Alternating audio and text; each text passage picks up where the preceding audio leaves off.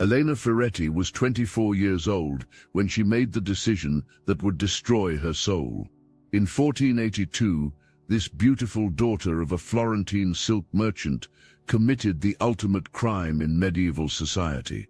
She dared to believe her body belonged to her. What happened to Elena over the next 3 days with a device called the Pair of Anguish would reveal the most terrifying truth about human psychology. Your mind can be broken so completely that you'll beg for the very violations you once would have died to prevent. Elena's story isn't just medieval history, it's a blueprint for how personal boundaries are systematically destroyed, and it's happening to you right now in ways you've never recognized. By the end of this video, you'll understand why Robert Cialdini calls boundary violation the ultimate compliance weapon, and how Elena's psychological destruction reveals manipulation techniques being used against you every single day. But first, let me tell you about the moment Elena Ferretti realized she was no longer the person she used to be, and why that moment changed everything we know about the human capacity for self-destruction. Florence, spring of 1482. Elena Ferretti should have been planning her wedding to Benedetto Rossi, a wealthy merchant twice her age chosen by her father. Instead, she was planning to run away with Lorenzo de' Medici, not the famous Lorenzo the Magnificent, but his distant cousin who worked in her father's silk business. Elena had committed the unthinkable. She had fallen in love with someone of her own choosing. Contemporary accounts describe Elena as remarkable even by Renaissance standards. Fluent in Latin, skilled in mathematics, and possessed of what one chronicler called a mind too quick for a woman. But Elena's intelligence would become her curse. She understood concepts like personal autonomy and individual choice that were centuries ahead of her time, and that understanding would lead to her destruction.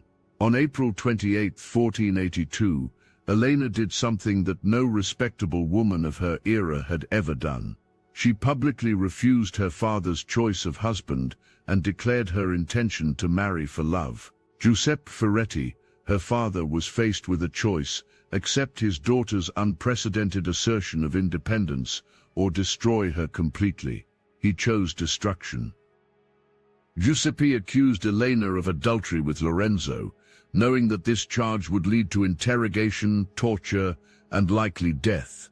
But Giuseppe wasn't seeking justice. He was seeking to break his daughter so completely that she would never again believe she had the right to make her own choices. He was about to hand Elena over to magistrates who understood the psychology of boundary destruction better than any modern manipulator. What Elena didn't know was that she was about to become the subject of what we now recognize as systematic psychological warfare. The Pear of Anguish wasn't just a torture device. It was a precision instrument designed to destroy the very concept of personal autonomy, and Elena's 3-day ordeal would demonstrate its terrifying effectiveness. Elena entered that Florentine dungeon as a woman who believed she owned her own body and controlled her own choices. She would emerge as something else entirely if she emerged at all. Modern neuroscience has revealed exactly what happened to Elena Ferretti's brain during her ordeal, and the findings explain why the Pear of Anguish was so psychologically devastating. Bessel van der Kolk's research shows that violations of bodily autonomy literally rewire the brain's sense of self, creating what he calls interoceptive chaos minus the complete inability to distinguish between self and environment. Here's what was happening inside Elena's mind. Her insula, which processes internal bodily sensations and maintains the sense of self, became hyperactivated, while her prefrontal cortex, which controls decision-making and self-regulation, shut down completely. Elena literally lost the neurological ability to maintain psychological boundaries. Elena's interrogation records, preserved in the Florentine State Archives, provide a chilling real-time documentation of this psychological destruction. Day 1 shows protests, denials, and desperate attempts to maintain her identity as an autonomous person. Day 2 reveals confusion, dissociation, and the beginning of what psychologists now call identity diffusion. By day 3, Elena was confessing to desires and actions that were psychologically impossible for her to have committed. Elena's torturers followed what modern psychology calls graduated boundary erosions with scientific precision. Her ordeal didn't begin with the Pair of Anguish itself. It began with seemingly reasonable violations. First, she was stripped and examined for evidence of sin. Then came intimate questioning about her sexual history. Each violation seemed justified in isolation, but together they systematically dismantled her psychological defenses. This demonstrates Robert Cialdini's principle of commitment and consistency taken to its darkest extreme. Once Elena's boundaries had been violated, she began to rationalize the violations by deciding she must have deserved them. This protected her ego from the unbearable reality that violation could happen to anyone, anytime, for any reason. But Elena's case reveals something even more disturbing. The same psychological mechanisms that destroyed her are being used against millions of people today, and most victims never realize what's happening to them. May 15, 1482. Elena Ferretti was dragged into the dungeons beneath the Palazzo del Podestar, still believing that truth and innocence would protect her. Court records describe a young woman of remarkable courage, repeatedly asserting her right to choose her own husband and declaring that love could not be criminalized by magistrates or fathers. Elena had no idea that her courage would be systematically destroyed over the next 72 hours. On the first day, Elena maintained her innocence with a strength that impressed even her torturers. The court scribe noted her unwomanly boldness in refusing to confess and her disturbing insistence that she owed no man obedience in matters of the heart. But Elena's captors weren't impressed. They were gathering psychological intelligence, learning exactly which of her beliefs and values would need to be destroyed. Elena's first day was spent in what we now recognize as anticipatory conditioning. She was forced to examine the Pair of Anguish, to understand exactly how it worked, to imagine in vivid detail what would happen to her most intimate boundaries if she continued to resist.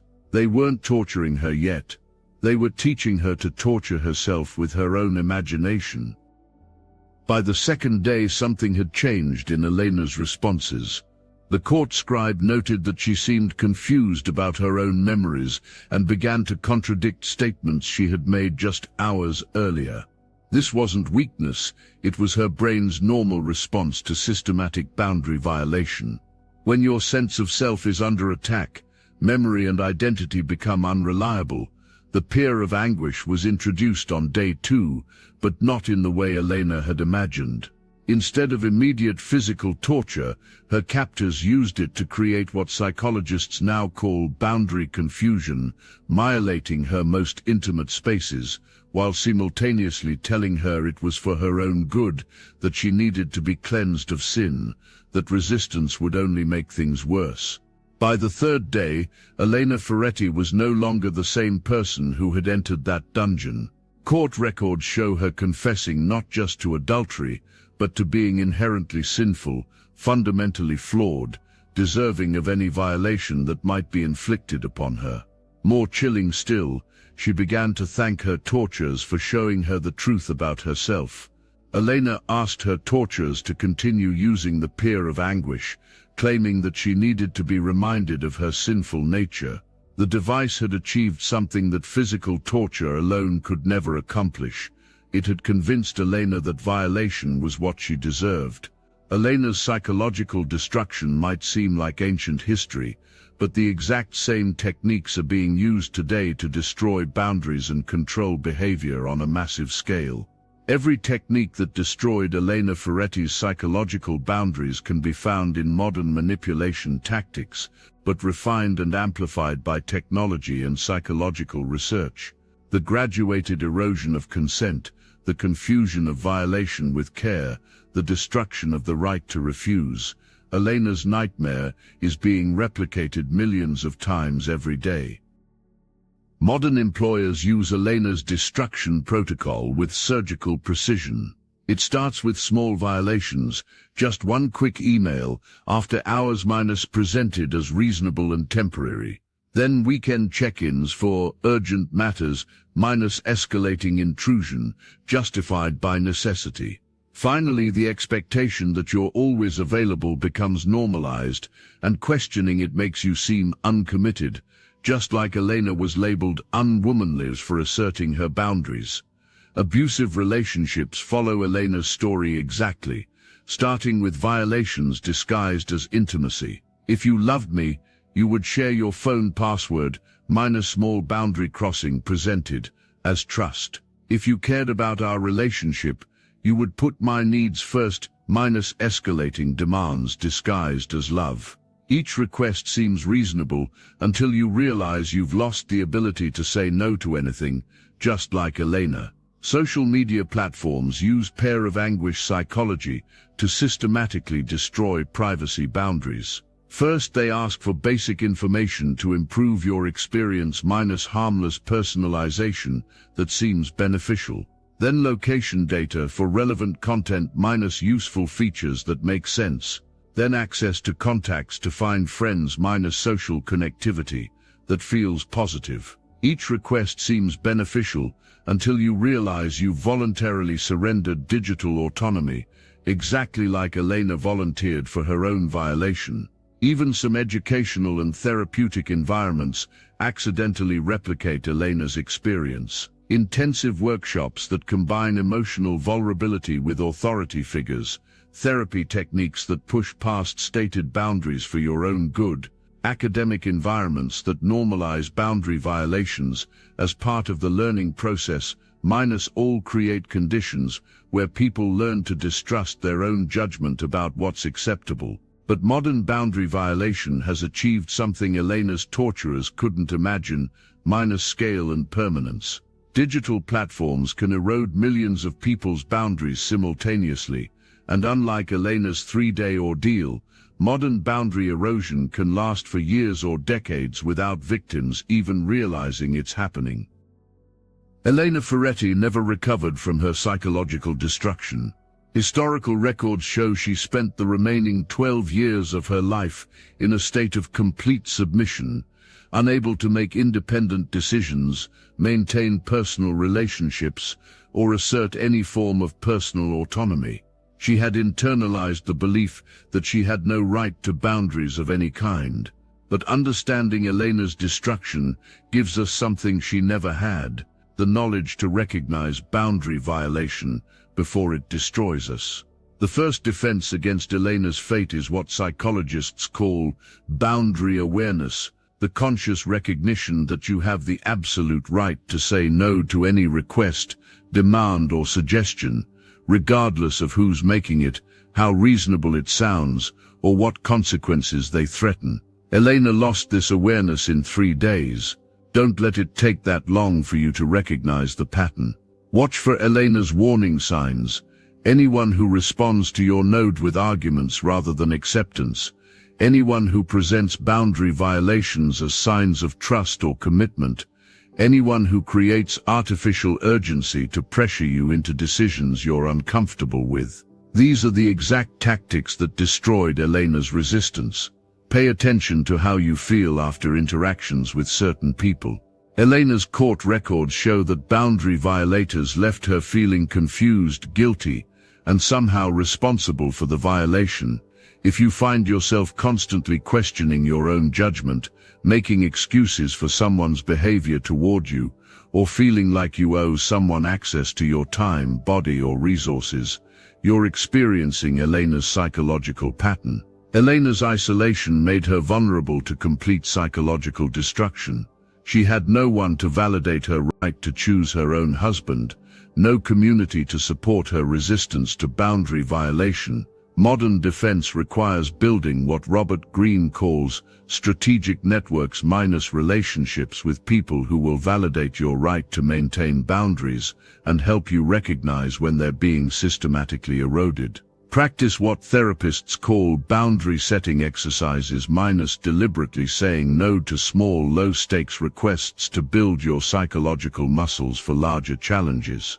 Elena never had the opportunity to practice boundary setting in a safe environment. You do. Use that advantage.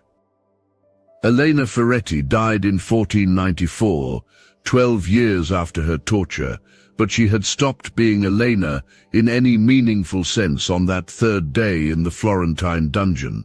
Her children grew up with a mother who couldn't model healthy boundaries, creating a generational cycle of violation that affected her family for decades.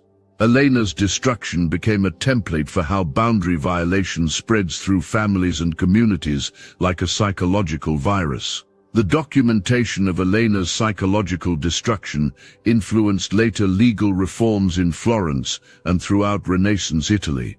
Magistrates began to recognize that boundary-violating torture produced unreliable confessions and created psychological damage that extended far beyond the individual victim. Elena's case contributed to early concepts of human dignity that would eventually influence modern human rights law. Contemporary trauma therapy specifically addresses boundary violations like Elena experienced. Techniques like EMDR, somatic therapy, and boundary reconstruction help survivors rebuild their sense of self-ownership and personal autonomy. The existence of these specialized treatments validates what Elena's story teaches us. Boundary violation is one of the most destructive forms of psychological trauma possible.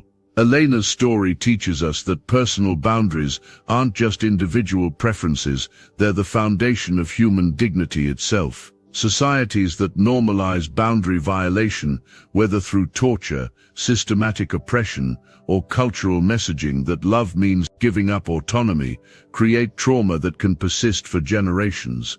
Elena's fate shows us the ultimate cost of a world without true consent. In our hyper-connected world, where privacy is increasingly rare and personal boundaries are constantly under pressure, Elena Ferretti's story is more relevant than ever.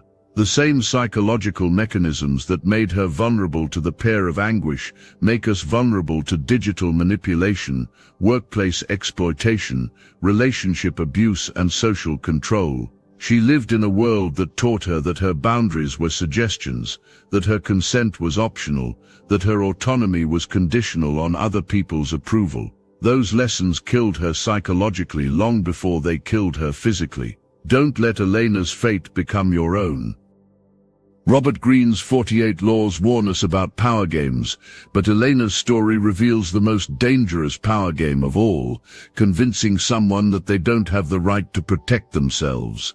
Your boundaries aren't suggestions, they're not rude, and they're not negotiable. They're the invisible walls that protect your humanity from those who would exploit it, just as Elena needed walls that no one ever taught her to build. Here's what I want you to do.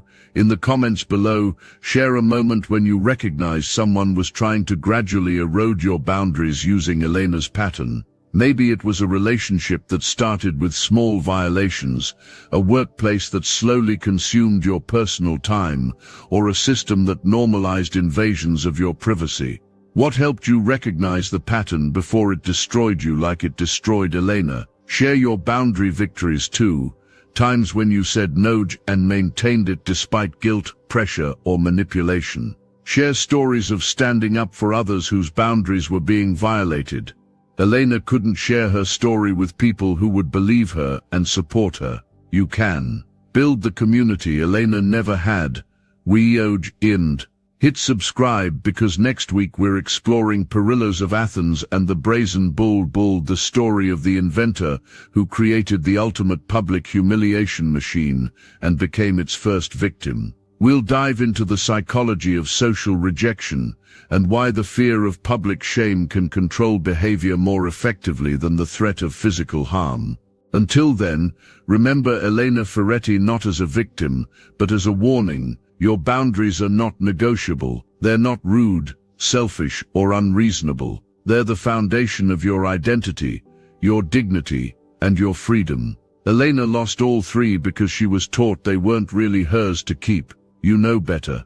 Honor Elena's memory by never forgetting that you do. Elena Ferretti's soul was destroyed by people who convinced her she had no right to say no. Make sure you never forget that you do.